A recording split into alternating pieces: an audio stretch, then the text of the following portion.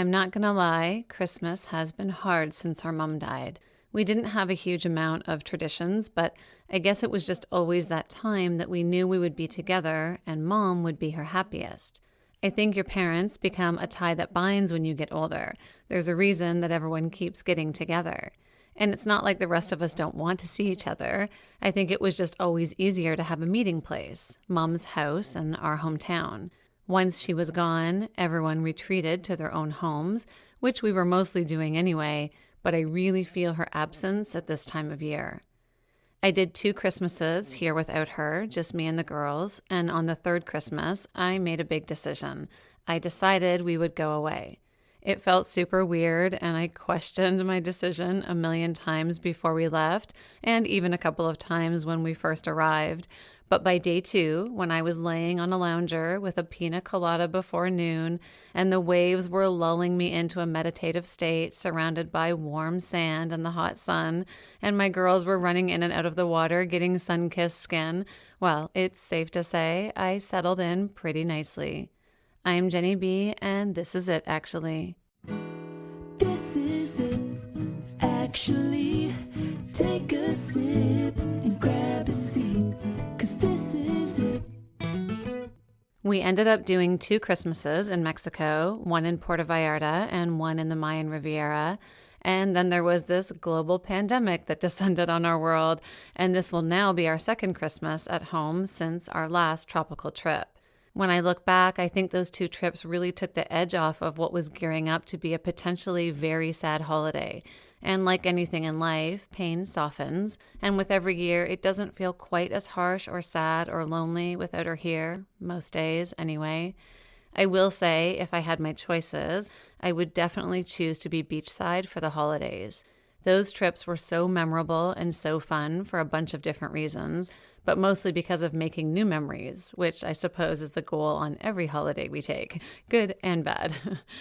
I'm not going to suggest that I'm overly brave for being able to hop on a 4.5-hour flight with my girls to go spend 7 days at an all-inclusive resort, but there's always a lot of nerves and that heavy feeling of being completely responsible for 2 smallish humans in a different country, and it doesn't matter where you go or what you do, that will always sit in the back of my head.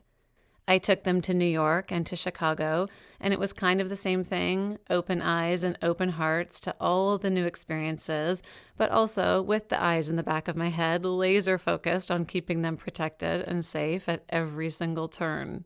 The common factor on all of these trips is just how much we learned about each other. How somebody moves through a new city, how they interact with strangers, the things that we all want to do when we're away from home. Some align and some definitely don't. The New York trip was amazing because they were really little. My oldest was turning 9 and my littlest was 6.5, and it was so cool to watch them walking around the streets of New York. I remember one specific day, we still talk about it all the time. We decided to hike the High Line, and it was about 42 degrees, and we didn't have any water, parenting fail, and they were complete and total troopers. I remember thinking in my head, oh my God, please don't pass it on these kids. But they are resilient, and apparently so am I. And by the time we came down off the High Line, we walked a couple of blocks and landed smack in front of a Magnum ice cream shop. You could make and decorate your own ice cream bar with as many toppings as you wanted. And by the time we were standing at an air-conditioned high-top table, biting into our frozen homemade concoctions, we kind of forgot all about the heat outside. And isn't that exactly what holidays are for? Each moment is its own separate memory. We're like dogs, we're just living in the moment. We have a big map in our dining room with the saying, travel far enough, you meet yourself, written across the top. It's got a fair amount of pins in it, not nearly enough, and sometimes when I look at that map, I get overwhelmed because I know I won't possibly get to all the places that I want to, and the world looks really big when you see it laid out flat on the wall like that, but it's also pretty cool to see the places I have been, and some hold more memories than others for sure. So I know I've told you about my 2 backpacking trips to Europe, one with my brother, sister, and mom, and one with a friend where I met up with the 4 infamous Mississippi boys. If you haven't heard it, I would encourage you to go back and listen to episode 44, the Backpacking Around the World episode. There are some pretty epic stories about that experience and, of course, stories from other people. Those trips will forever stand out in my mind because they were the first time I'd ever been that far from home, and I really felt like I was seeing the world and seeing people. On that trip where I met the boys from Mississippi, so many things happened that it feels like a lifetime of experiences took place in just 2.5 months. One experience that comes to mind was the day we decided we wanted to do an adventure outing in Interlaken, Switzerland. Before I left on that trip, I'd had it in my head that maybe I would like to try bungee jumping. I know, I'm the furthest thing from a bungee jumper now, but remember, I'd just been at home helping my mom take care of my dying dad for 2 years, so I think I was looking to cross things off my life to-do list and live a little. Of course, now, once I was safely in Europe and it was all of a sudden a very real possibility, I started to change my mind. We were already pretty tightly attached to the Mississippi boys, and everyone wanted to stick together, so we decided to make a group decision. A couple of them were basically up for anything, and I slowly started to realize that my declaration about being an adventurous girl was very quickly becoming a lie I told myself. So we grabbed all of the pamphlets we could at our hostel and pored over every single adventurous day trip being offered, and we eventually landed on cliff diving. Yep, you heard me correctly, cliff diving. We were given helmets and life jackets and wetsuits, and we loaded into an all-terrain vehicle and got driven partway up a mountain. We had to walk the rest of the way because the truck couldn't drive any further. It was all laughs and anticipation and a lot of what the hell are we even doing?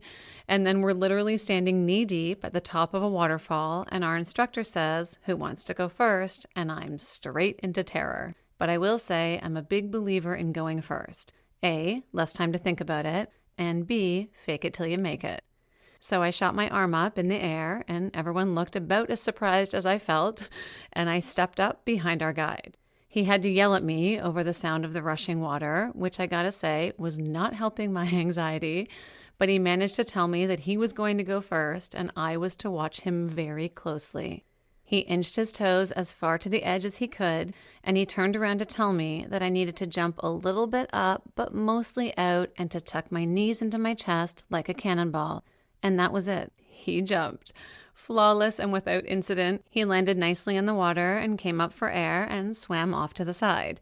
He looked up at me and yelled, "Jump here," pointing to the middle of the river, and then "Not here," pointing at what looked like mere inches from the former spot.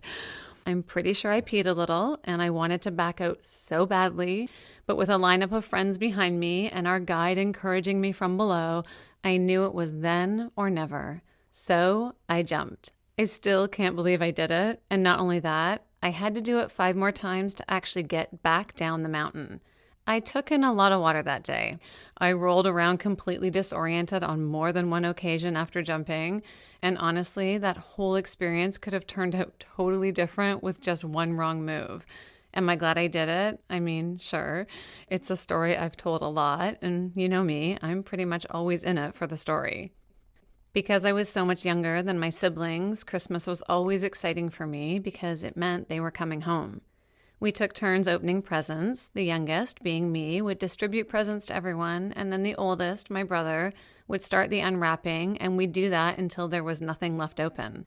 With 7 people in a very small living room, it didn't take much to fill up the space. So even at a few presents each, our house always looked like a version of Santa's workshop, and as a kid, well, it was the best.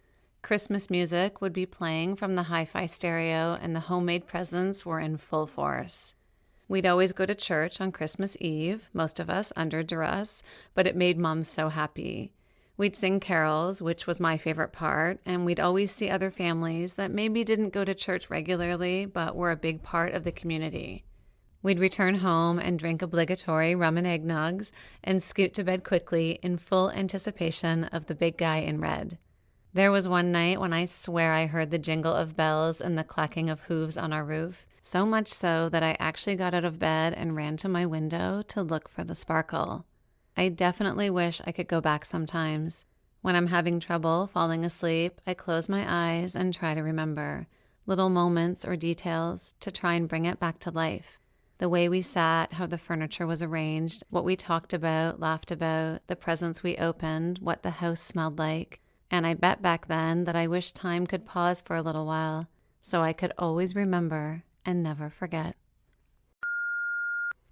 During my junior year of college, a friend of mine and I made a pact that after we graduated, we would both go and get jobs, save all our money from our jobs, continue to live like a college student, and put all that money into a savings account. And then we would use that money to buy a boat, and we would quit our jobs and we would sail around the world for like a year or maybe even 2 years. Now, neither of us really had much sailing experience or any meaningful sailing experience. And this is one of those kind of silly, drunken promises you make late at night one night. But the promise sort of never really went away. And, we joked about it and joked about it and joked about it. And then fast forward, it's been almost a year to the day that we graduated. I'm in my first job in advertising, my friend's in his first job in banking. And he calls me up and he says, I found the boat. So fast forward to a few months later, and we both resigned from our jobs, read every book we can about sailing, and are trying to figure out how we're actually going to begin this caper. And about 2 weeks before I'm about to take a bus down to Florida where the boat is and where we're going to start our big adventure, he calls me and he tells me, hey, man, I got some weird news for you. My mom just got divorced for the third time, is feeling a bit rough, and she would like to come along on the boat with us for the first couple weeks. I think it would be a nice break for her.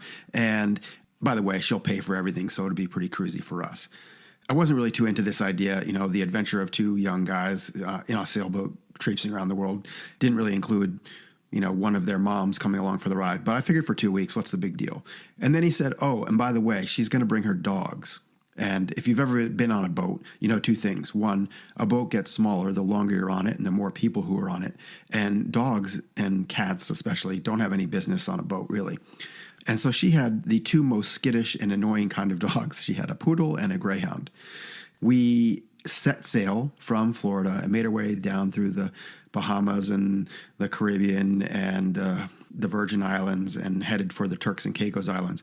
And it was at the Turks and Caicos Islands where, after many, many awkward moments on the boat with my friend and his mom, he revealed to me that she had decided to use the settlement money from her divorce to pay off our boat loan, which all of a sudden meant that he and I were now on her boat, and she didn't feel like getting off it. So she was actually really enjoying her time on the boat and spending time in port, meeting all the older single sailormen. And so it really wasn't conducive to my vision and my lifestyle as a young sailor making his way around the globe. So ultimately, I got off the boat in the Turks and Caicos Islands and flew home in time for Christmas and made up with the girl I'd broken up with, thinking I wasn't going to see her for 2 years because I was going to be at sea. It was an incredible adventure and an amazing holiday, if you can call it that. We nearly died several times. When we parted ways, we never spoke again. And to this day, I have no idea if my friend and his mom actually ever made it back to land safely, made it back to civilization safety. That for all I know, they could still be out on their, never-ending holiday, or they could be dead. Anyway, that's my story of a great holiday.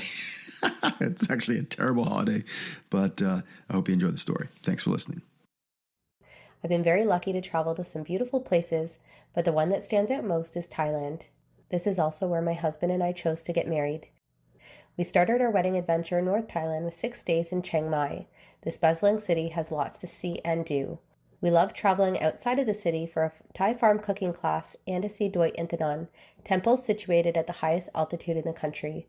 Best of all, we went to Patera Elephant Farm and Elephant Nature Park, spending plenty of time with these majestic creatures, bathing them, feeding them, and walking with them. From here, we were off to the big and busy city of Bangkok, followed by Koh Samui. As soon as we got here, we were in heaven. We had an amazing day at Tamarind Springs Forest Spa, including a 2-hour massage. We also went on a snorkeling trip and a jungle ziplining tour.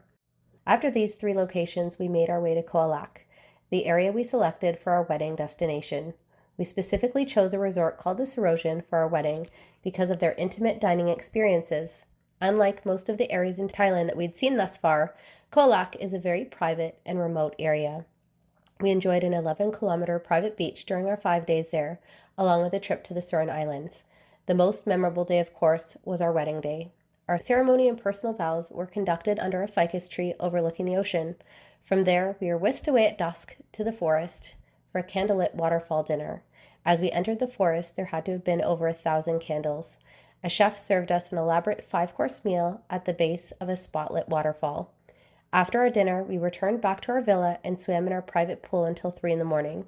The trip wasn't over yet. We wrapped up the last few days at a resort in Krabi. We relaxed for our last few days and spent the very last day on a private boat touring Maya Bay, Phi Phi Island, and had a champagne sunset on Bamboo Island.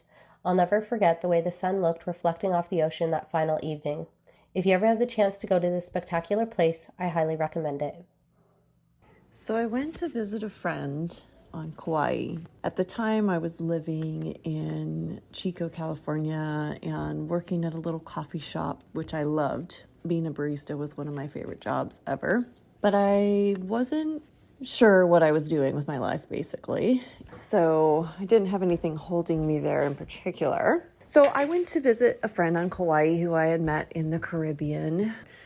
And I just thought, was going for a little visit. It was a 10-day stay. And when I got off the plane and just breathed that thick, humid, tropical air, I just love that. I feel like my body took this big sigh and just, it's my happy place. So I got off the plane, and that 10 days we spent just exploring the entire island, all the way from the west side to the north side, even exploring the Nepali coastline, all these secret waterfalls and camping. I just got shown all around the island. And at the end of 10 days, I could not imagine leaving. So I thought about it for a little while and decided that I was going to go back to my job in California and tell them that I was leaving, give them a 2 weeks notice, pack all my things, and just move to Kauai. I had a place to stay with my friend and just figured that I would figure it out, look for a job when I got there. That was my plan, and that's what I did. I went back, quit my job, and flew over there with a one-way ticket and ended up living there for 10 years. So one of my most memorable vacations that kind of changed the trajectory of where I was going with my life. Yeah. This is a tip, actually. Holidays are great, but sometimes they're hard. Not everyone can afford them, and if we're talking about holidays like Christmas or Thanksgiving, well, they have different meanings for lots of people, and it's not always happy and joyful. So my tip to you is to be gentle and kind with yourself and others. Move through your days with ease and plan holidays in your head if that's your kind of thing, but also spend the next few days as if you're on holiday, whatever that looks like for you. Thank you to Serena, Melody, and Eran for their stories. I'm so grateful to everyone who jumps in to share their words. Everyone's been tagged, so please follow along on their journeys.